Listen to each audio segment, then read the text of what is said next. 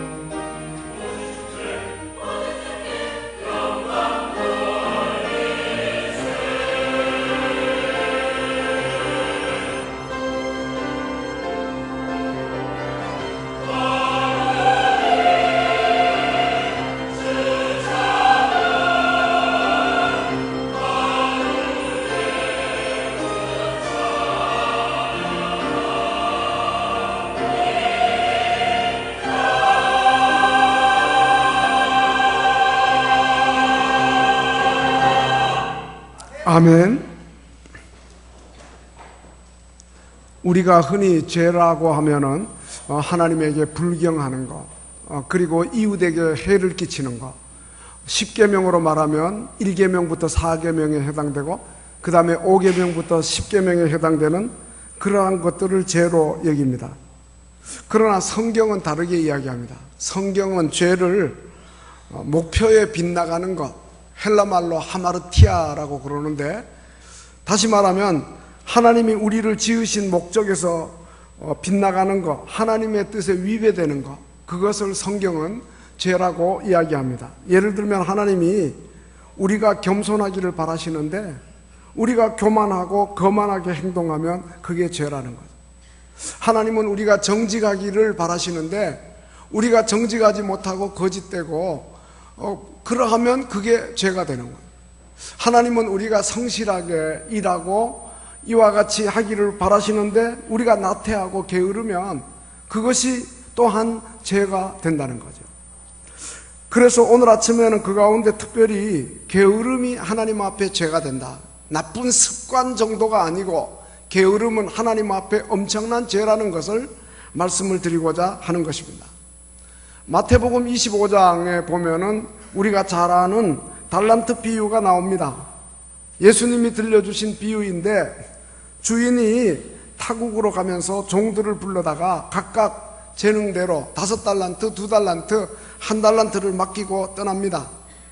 그런데 5달란트 받은 종하고 2달란트 받은 종은 바로 가서 장사해가지고 5달란트를 남기고 또 2달란트를 남깁니다. 그런데 1달란트 받은 사람은 그것을 가지고 가서 땅에다 묻어버립니다. 그리고 활용하지 않고 게으름을 피우다가 오랜 후에 주인이 돌아옵니다. 주인이 불러다가 결산을 하는데 5달란트, 2달란트 받았던 자에게는 주인이 잘하였도다 착하고 충성된 종아 그럽니다. 그러면서 내 주인의 즐거움에 참여하자고 이야기합니다. 그러나 1달란트 받았던 자에 대해서는 활용도 하지 않고 게으름을 피우면서 땅에 묻어두었기 때문에 악하고 게으른 종아, 그렇게 책망하면서 그 1달란트를 빼앗아서 10달란트 받은 자에게 주라고 이야기하고 이 무익한 종을 바깥 어두운 데에 내어 쫓으라, 거기서 슬피 울며 이를 갈리라, 이렇게 말씀하고 있습니다. 예수님께서 이 비유에서 우리에게 말씀하시고자 하는 내용은 악하고 게으른 종, 게으름이 곧 뭐라는 거죠? 죄고 악이라고 이렇게 말씀하고 있는 것입니다. 하나님은 열심이 많으신 분입니다. 이사야 9장 7절에 만군의 여호와의 열심히 이를 이루시리라 그럽니다. 그런데 우리가 게으르면 어떠하겠어요? 그래서 바울은 로마서 12장 11절에서 부지런하여 게으르지 말고 열심을 품고 주를 섬기라 그랬고, 예레미야 선지자는 예레미야 48장 10절에서 여호와의 일을 게을리하는 자는 저주를 받을지어다, 그렇게 말씀하고 있어요. 그리고 데살로니가 후서 3장 6절에서 바울은 형제들아 우리 주 예수 그리스도의 이름으로 너희를 명하노니 게으르게 행하는 모든 형제에게서 떠나라 그럽니다. 다시 말하면 게으른 자하고는 사귀지도 말고 그리고 상종하지도 말고 친구하지도 말라, 이러한 의미로 말씀하고 있는 것이죠. 그러면 누가 게으른 자고 게으른 자의 삶은 어떠합니까? 우선 게으른 자는 일을 하라고 하면 언제나 핑계가 많습니다. 본문 13절에 보면 그 게으른 자는 길에 사자가 있다, 거리에 사자가 있다, 이렇게 이야기하고, 잠언 22장 13절에 보면 게으른 자는 사자가 밖에 있어서 내가 나갔다가 거리에서 찢겨 죽을까 겁이 난다, 이렇게 이야기한다는 거예요. 여러분, 사자는 길에 있지 않고 거리에 있지 않아요. 사자는 깊은 산중에 있어요. 근데 일하기 싫고 심부름하기 싫으니까 괜히 사자가 길에 있다 거리에 있다 핑계하고 거리에 나갔다가 사자에 찢긴다고 말이 안 되는 소리를 하는 거예요. 게으른 자는 이렇게 손발을 움직이지 않고 몸을 움직이지 않고 그저 부지런히 움직이는 입밖에 없어요. 옛날에 게으르기로 소문난 농부가 다른 식구들은 다 밭에 일하러 나갔는데 자기만 텅 빈 집에 남아서 하루 종일 빈둥거리다가 나른한 오후에 낮잠을 자고 있는데 이상한 소리가 들려요. 무슨 소리가 하고 눈을 떠봤더니 이게 웬일입니까? 어느 간 큰 도둑놈이 대낮에 담을 뛰어넘어오고 있는 거예요. 이 농부가 도둑이네? 그러면서 그러면 어떻게 해야 됩니까? 일어나가지고 소리 질러야 하잖아요. 근데 담을 넘어서 마당에 들어오기만 해봐라. 그렇게 하고는 중얼거리는 거예요.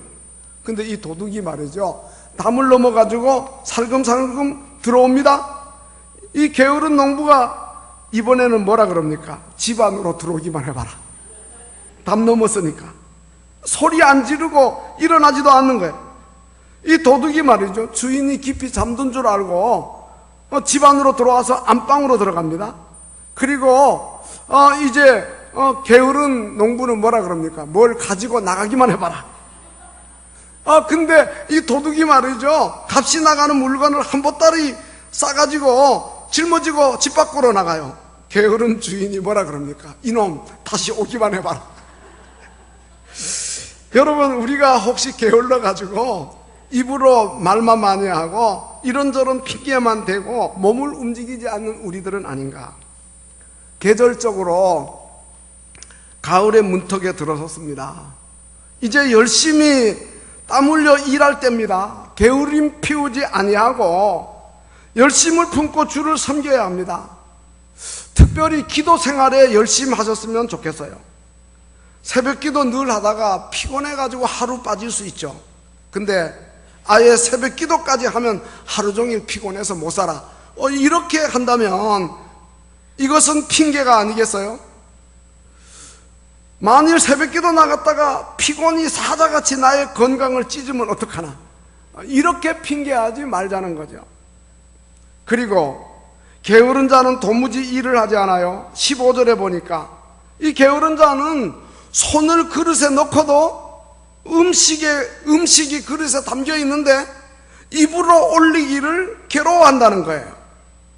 잠언 12장 27절에서는 게으른 자는 잡은 것도 사냥하지 않는다. 잡을 수 있는데 나가면 사냥하지 않는다 이 말이에요. 여러분, 게으른 자는 이렇게 일하기를 싫어하고, 그러니까 게으른 자는 발전이 없어요. 14절에 뭐라 그럽니까?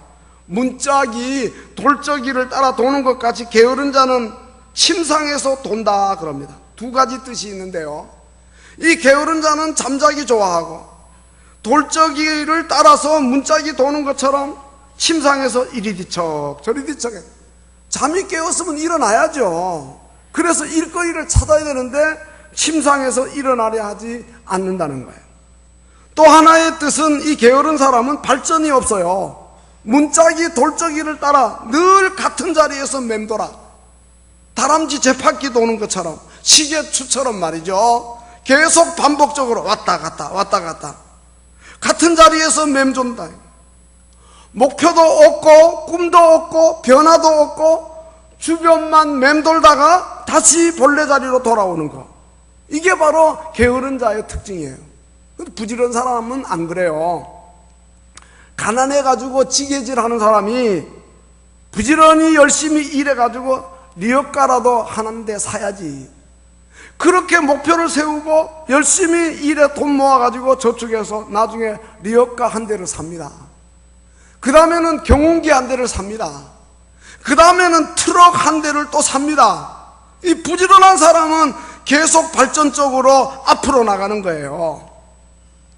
그러나 만일 내일을 위한 꿈이 없고 목표가 없이 산다면, 그저 마지못해서 매일매일 산다면 아무리 부지런해도 그 사람은 역시 게으른 사람인 거예요. 게으른 사람이 그렇게 하는 이유가 16절이에요. 이 게으른 자는 사리에 맞게 대답하는 사람 7보다 자기를 지혜롭게 여긴다 그랬는데, 이것은 자기가 제일이라고 생각하고 다른 사람의 조언이나 충고를 받아들이지 않는다는 거예요. 여러분, 절대로 게으른 자가 되어서는 안 됩니다. 내가 배워서 아는 것은 전부가 아니고 지극히 작은 일부분이에요. 마치 태평양 바다에 우리가 물 한 바가지, 그저 물 한 움큼 손에 잡은 것과 같은 거예요. 미련하고 게으른 자가 되어 이제 남에게 충고받지 않고 조언받지 않고 배우려 하지 않고 이렇게 하지 말고 겸손한 마음을 가지고 열심히 배워서 발전하는 우리들이 되어야 돼요. 바울은 고린도전서 8장 2절에서 만일 누구든지 무엇을 아는 줄로 생각하면 아직도 마땅히 알 것을 알지 못하는 것이요. 우리가 많이 안다고 생각하는 그 자체가 모르는 거라는 거죠. 고린도전서 3장 18절에서는 아무도 자신을 속이지 말라. 너희 중에 누구든지 이 세상에서 지혜 있는 줄로 생각하거든 어리석은 자가 되라. 그래야만 지혜로운 자가 되리라. 자신의 부족을 깨닫고 열심히 남에게 배우려고 하는 자가 지혜로운 자가 된다는 말씀이죠. 다음에는 육적인 게으름과 영적인 게으름에 대해서 말씀을 드리고자 합니다. 여러분, 우리가 육신적으로 아무리 바쁘게 열심히 일해도 영적으로 부지런하지 못하면 하나님 앞에서 게으름뱅이에요. 하나님을 위한 분명한 목표도 없고 하나님을 향한 거룩한 삶의 추구가 없이 육신만 위해서 하루하루 산다면 영적 게으름뱅이입니다. 바울은 빌립보서 2장 21절에서 그들이 다 자기 일을 구하고 그리스도 예수의 일을 구하지 않는다 그랬는데, 육적인 일에 매여서 아무리 열심히 살고 그러면서 하나님의 일을 구하지 않고 영적인 일을 구하지 않으면 그것은 바로 하나님 앞에서의 게으름뱅이라는 사실을 우리는 기억해야 됩니다. 바울은 빌립보서 3장 12절 이하에서 이럽니다. 내가 이미 얻었다 함도 아니고 온전히 이루었다 함도 아니라 오직 내가 그리스도 예수에 잡힌 바 된 그것을 잡으려고 달려가노라. 형제들아, 나는 아직 내가 잡은 줄 여기지 않고 오직 한 일, 즉 뒤에 있는 일은 잊어버리고 앞에 있는 것을 잡으려고 폿대를 향하여 그리스도 예수 안에서 하나님이 위에서 부르신 부름의 상을 위하여 달려간다 그랬어요. 바울같이 위대한 사도가 어디 있어요? 바울만큼 성화를 많이 이룬 사람이 누구예요? 그럼에도 불구하고 열심을 품고 주를 섬기는 거예요. 청교도 신학자 조지 휘필드는 게으름을 피우다가 노기스로 못쓰게 됐느니 보다 차라리 부지런히 주님을 위해서 일하다가 따라서 죽겠다, 그렇게 하였어요.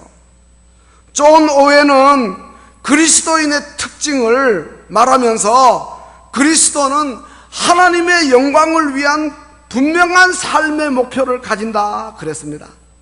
만일 그런 목표가 없다면 육적으로는 부지런해도 영적으로는 게으름뱅이가 되고 마는 거예요. 여러분, 우리가 내가 왜 사는지, 어떻게 살아야 하나님께 영광을 돌리는지, 이렇게 그것을 알지 못하고 그저 뜻없이 고단한 삶만 산다면, 의미 없이 하루하루를 보낸다면 그 사람은 영적인 게으름뱅이에요. 우리가 성화의 길로 나가기 위해서, 탐스러운 믿음의 열매를 맺기 위해서 몸부림침이 없다면 우리는 영적인 게으름뱅이라는 말이에요. 여러분, 우리가 왜 바빠야 하는지 그 이유도 모르고 그저 바쁘다는 핑계로 하나님의 일에 게으름을 피우고 텔레비전 연속극 보느라고 바쁘고, 그리고 바빠가지고 성경 볼 시간도 없고 기도할 시간도 없고 수요 예배, 구역 예배 참석할 시간도 없고 밤늦도록 이제 이따가 잠을 자느라고 피곤해서 새벽 기도할 시간도 없고, 만약 그렇다면 이것은 영적인 게으름이다, 이런 말이죠.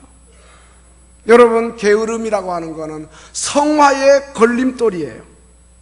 우리가 예수 믿어 의롭게 됩니다. 칭의라 그러죠. 근데 칭의는 우리의 구원의 시작일 뿐이에요.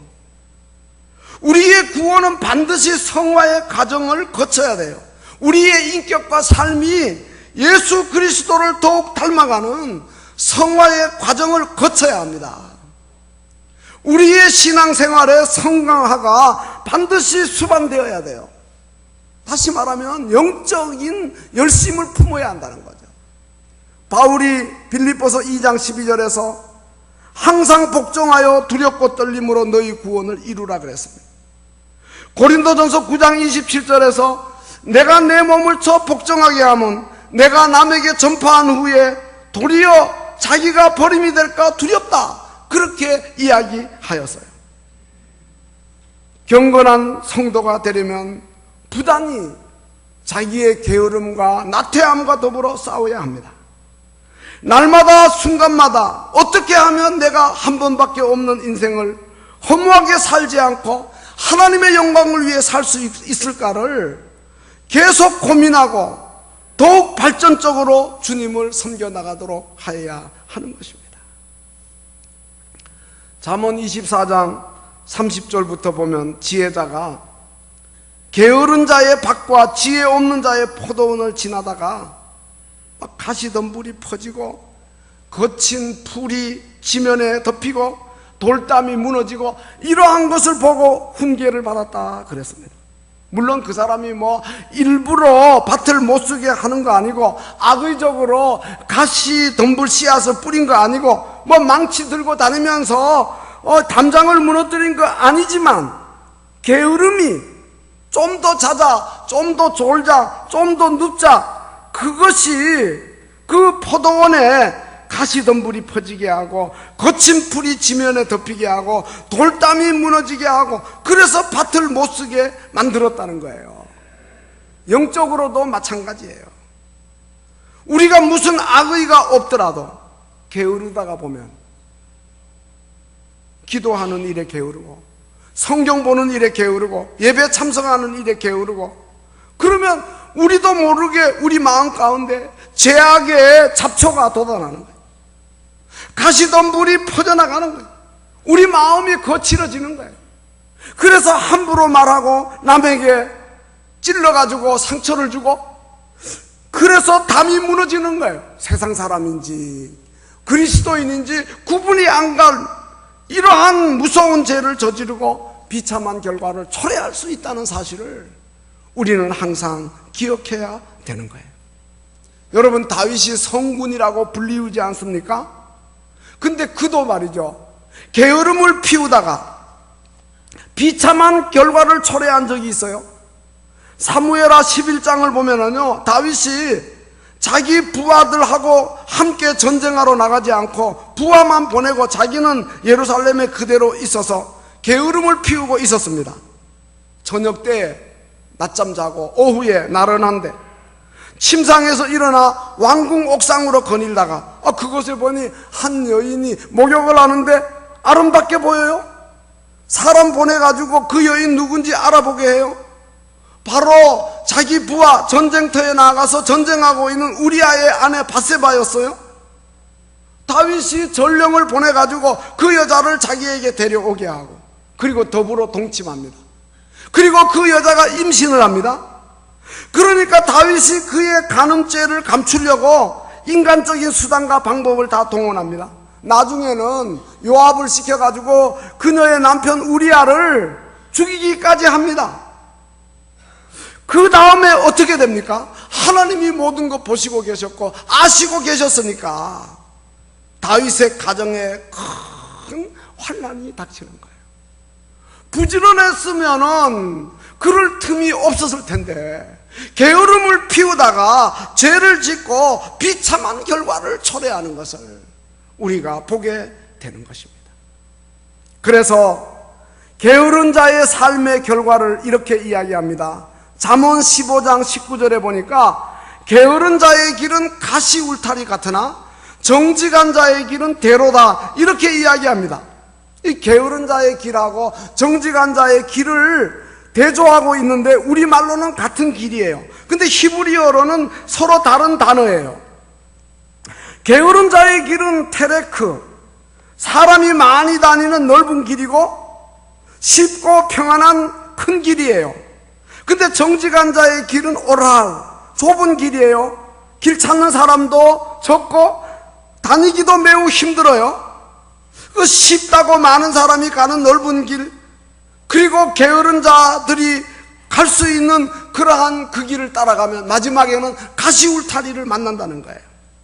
그러나 힘들고 찾는 사람이 적고 외로운 길이라도 정직한 자의 길을 꾸준하게 열심히 걸어가면 마지막에는 대로에 이른다. 정직한 자가 끝에 가서 만나는 대로를 창세기 28장에 나오는 야곱이 꿈에 본 하늘로 놓여진 사닥다리 슐라함과 같은 어원의 단어예요. 다시 말하면 게으른 자의 길은 처음에는 큰 길이지만 계속 그 길을 가다가는 가시밭 인생길을 만나고 가난을 만나고 궁핍을 만나고 패망에 이르죠. 그러나 정직한 자의 길, 올바른 길은 처음에는 힘들지만 그 길로 좌우로 치우치지 않고 꾸준히 열심히 가다 보면 마침내 하늘에까지 닿아지는 그러한 고속도로 같은 대로가 열린다는 거예요. 여러분, 게으른 자의 길은 자고 싶으면 자고 쉬고 싶으면 쉬고 자기 마음대로 내키는 대로 할 수 있죠. 게으른 자는 세워놓은 목표도 없고 그러니까 부담도 안 되고 뭐 목표를 세워놓았다 하더라도 갖가지 핑계를 동원해 자기 마음에 위안을 받으니까 넓은 길이죠. 그러나 정직한 자의 길은 목표를 세워놓고 부단히 목표를 이루려고 노력합니다. 아, 이러면 안 되지. 날마다 채찍질하고 시간을 낭비하는 쓸데없는 일 몰두하지 않으려고 전력 투구하고 잠을 줄이고 텔레비전 시청 시간을 줄이고 인터넷 전자 오락게임 줄이고 철저한 시간을 쪼개 할 수만 있으면 경건의 시간을 가지려고 노력하고 힘들고 좁은 길이지만 그 결과는 게으른 자가 걷는 길과는 엄청난 차이가 있다는 거죠. 예수님이 말씀하신 대로 좁은 문으로 들어가라. 멸망으로 인도하는 문은 크고 그 길이 넓어 그리로 들어가는 자가 많고 생명으로 인도하는 문은 좁고 길이 협착하여 찾는 이가 적음이라. 멸망으로 인도하는 문은 크고 그 길이 넓어도 결국은 가시 울타리 패망이고 생명으로 인도하는 문은 좁고 길이 협착하고 찾는 이가 적어도 그 길의 끝은 평안과 행복이라는 것이에요.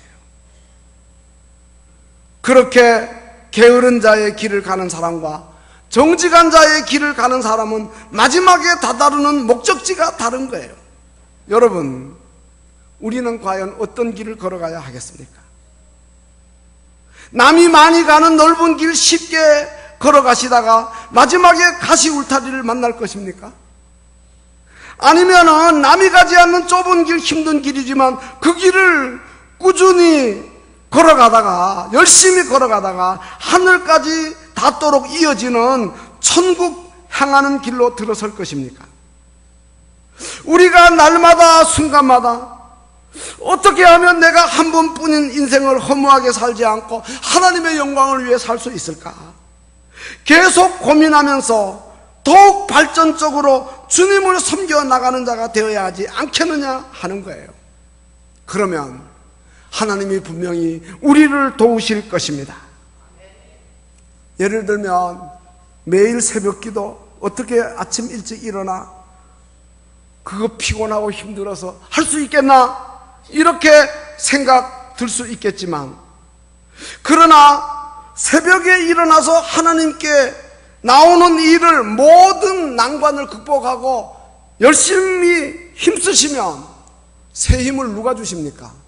하나님이 주신단 말씀이죠. 예? 새벽기도 하는 사람이라고 다 병드는 거 아니고요. 오히려 약한 사람, 병든 사람이 새벽기도 열심히 해서 건강해질 수 있어요. 하나님이 도우시니까. 요한 웨슬레가 88세를 살았어요. 감리교 창시자인데 영국교회 역사의 한 페이지를 찬란하게 장식했어요.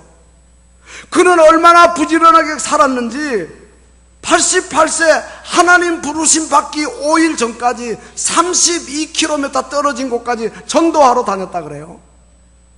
60년 동안 변함없이 새벽 4시에 일어나 기도하고 성경 보고 그리고 2시간 내지 4시간 가까이 그 설교를 평생 동안 4,000번이나 넘게 하고 200권의 책을 저술하고 지구를 10바퀴 돌고도 남을 만큼 말을 타고 다니면서 전도했다 그래요.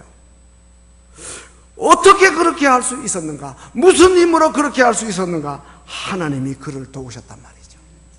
하나님께서 그에게 탁월한 건강을 주셨다는 거죠. 그리고 요한 웨슬레는 시간을 아주 효율적으로 사용하려고 애썼어요. 그가 살았던 시대도 연애를 즐기던 사교의 시대였고 술과 향락을 무척 즐기던 시대였어요. 그러나 그는 그런 데다가 인생을 낭비하지 않으려고 부단히 애를 썼어요. 뭐 쓸모없는 대화나 세속적인 일들에 빠져 혹시라도 시간을 낭비할까봐 얼마나 주의를 했는지 모른다고 합니다. 오늘 우리도 그래야 돼요. 게으름 피우다가 우리에게 주어진 시간 아주 빠르게 다 흘러가 버리고 이렇게 되어서는 안 된단 말이에요. 사람 사귈 때에도 쓸데없는 말 많이 하는 사람 사귀지 마세요. 사람 사귈 때에도 구별해가지고 사귀어야 돼요. 텔레비전 보다가, 비디오 보다가, 인터넷 접속하다가, 영화를 보다가 이게 정말 나에게 유익한가? 책을 보다가도 내 믿음 생활에 진정 보탬이 되는가? 이러한 것을 생각하면서 이건 낭비하는 거구나. 그러면은 과감하게 멈출 수 있는 이러한 용기와 결단이 우리에게 있어야 한다는 말씀이에요. 결론으로 말씀을 맺으려고 합니다. 게으름은 나쁜 생활 습관 정도가 아니에요. 하나님 앞에서의 게으름은 죄고 악이에요. 게으름은 또 남에게 얼마나 많은 피해를 줍니까? 잠언 10장 26절 보면 게으른 자는 그 부리는 자에게 마치 이에 초 같고 눈에 연기 같아 그랬어요. 여러분, 연기가 막 나면 막 눈물이 나고 눈도 뜨지 못하고 얼마나 성가시러워요. 게으른 사람 일 시키려면 답답해서 못 견딘다. 그런데 잠언 25장 13절에 보면 충성된 사자는 열심을 품고 주를 섬기는 자는 그를 보낸 이에게 마치 추수하는 날에 얼음 냉수 같아서 능히 그 주인의 마음을 시원케 한다. 그렇게 이야기했어요. 교회에도 직장에도 그런 일꾼들이 정말 많이 필요합니다. 우리 모두가 다 게으름 피우는 자가 아니라 열심을 품고 주를 섬기는 충성된 종들이 다 되어야 할 줄로 믿습니다. 가을의 문턱에 들어서고 있습니다.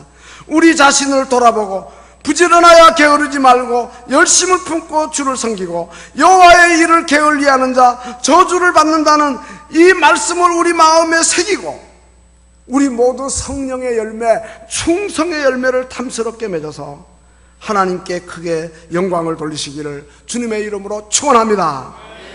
지난 주일 오후부터 기도학교를 열고 지금 중보 기도 사역에 동참을 호소하고 있습니다.